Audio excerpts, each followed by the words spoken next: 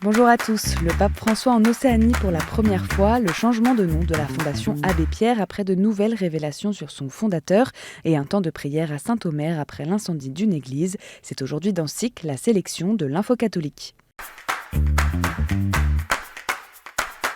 Le pape François poursuit sa tournée en Asie du Sud-Est et en Océanie. Ce vendredi, il a atterri en Papouasie-Nouvelle-Guinée, à Port Moresby, la capitale de ce pays à majorité chrétienne. C'est la première fois que François se rend sur le continent océanien.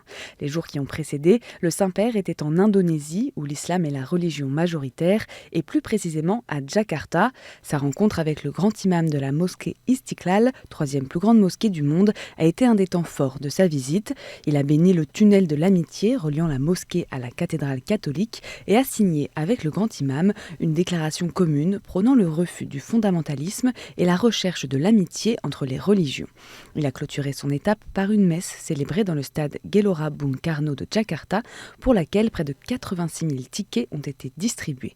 Aux catholiques indonésiens, le pape a confié la mission d'être des bâtisseurs d'unité et de paix.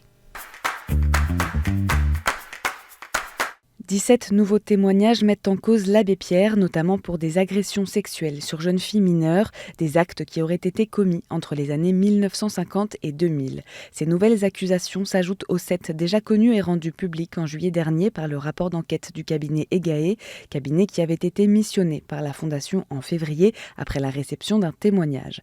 La Fondation Abbé Pierre a annoncé ce vendredi sa décision de changer de nom. De son côté, Emmaüs France souhaite retirer la mention fondateur Abbé Pierre. Le lieu de mémoire qui lui est dédié à Esteville en Seine-Maritime va également fermer définitivement. Dans un communiqué, la Conférence des évêques de France a tenu à dire son effroi et sa profonde compassion envers les victimes, assurant de sa coopération avec la future commission d'experts indépendants chargée de faire la lumière sur les dysfonctionnements ayant permis les agissements de l'abbé Pierre. Pour contacter le dispositif d'écoute mis en place cet été, une adresse mail emmaüs@groupe-egae.fr et un numéro de téléphone 01 89 96 01 53. Ce dispositif restera ouvert jusqu'au 31 décembre. Nous condamnons sans ambages ces ignobles atteintes à la dignité de la personne humaine, ont réagi les évêques de la Conférence épiscopale nationale du Congo ce mercredi à la suite des violences à la prison centrale de Makala provoquant la mort de plus d'une centaine de personnes lundi dernier. Plus globalement, ils dénoncent la banalisation de la vie humaine dans le pays où il est plus que déplorable de devoir compter chaque jour des morts, accusant les attaques des forces de l'ordre et de sécurité d'une part et la négligence de services de l'État d'autre part. Ils exhortent la justice à engager des poursuites et encourage les catholiques à promouvoir la culture de la non-violence et du respect de la vie humaine. L'Irlande de nouveau sous le choc. Un rapport d'enquête publié ce mardi par le gouvernement fait état de près de 2400 accusations d'abus sexuels commis dans les établissements catholiques du pays, qui visent au total 884 personnes, les faits les plus anciens remontant à 1927. En réaction à la publication du rapport préliminaire sur cette investigation commencée en mars 2023, la ministre de l'Éducation irlandaise, Norma Foley, a décrit un document bouleversant relatant des faits effroyables. Le gouvernement a annoncé l'ouverture d'une commission d'enquête pour poursuivre les travaux sur ce sujet.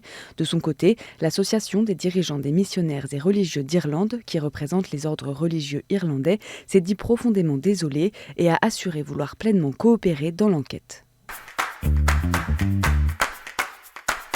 Suite à l'incendie qui a ravagé l'église de l'Immaculée Conception à Saint-Omer dans la nuit de dimanche à lundi dernier, l'évêque d'Arras, monseigneur Olivier Le Borgne, s'est rendu sur place ce mercredi pour un temps de prière.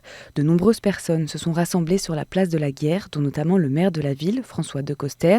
Une messe a ensuite été célébrée dans l'église Notre-Dame des Miracles. Un suspect a été interpellé et mis en examen. Il s'agit d'un homme de 39 ans, connu pour des faits similaires de destruction par incendie dans des églises. L'aventure continue pour la route extraordinaire proposée par Holy Games pour vivre les Jeux paralympiques avec des personnes en situation de handicap, avec chaque jour une proposition différente. Mardi, il ne fallait pas rater sa cible. En tout cas, la Fondation Saint-Jean-de-Dieu a tiré dans le mille en proposant de découvrir le para-tir à l'arc. Au programme du mercredi, direction Versailles, sous le soleil, pour tester la para-équitation. Jeudi, c'est l'escrime fauteuil qui était à l'honneur lors d'une journée animée par l'Office chrétien des personnes handicapées et et l'association Simon de Sirène. Pour rappel, les Jeux paralympiques, c'est bientôt fini. Dimanche, la route prendra fin avec une messe de clôture à Saint-Ouen-le-Vieux, en Seine-Saint-Denis. Et en bref, nouvelle étape dans la restructuration de l'œuvre des foyers de charité. Un directeur général a été nommé hier par les 2 co-délégués pontificaux, Laurent Landette et sœur Christine Foulon. Ancien officier de l'armée de terre et directeur de l'Institut des hautes études de défense nationale, Benoît Durieux sera épaulé de 2 directeurs généraux adjoints pour mener à bien les réformes attendues dans les foyers de charité.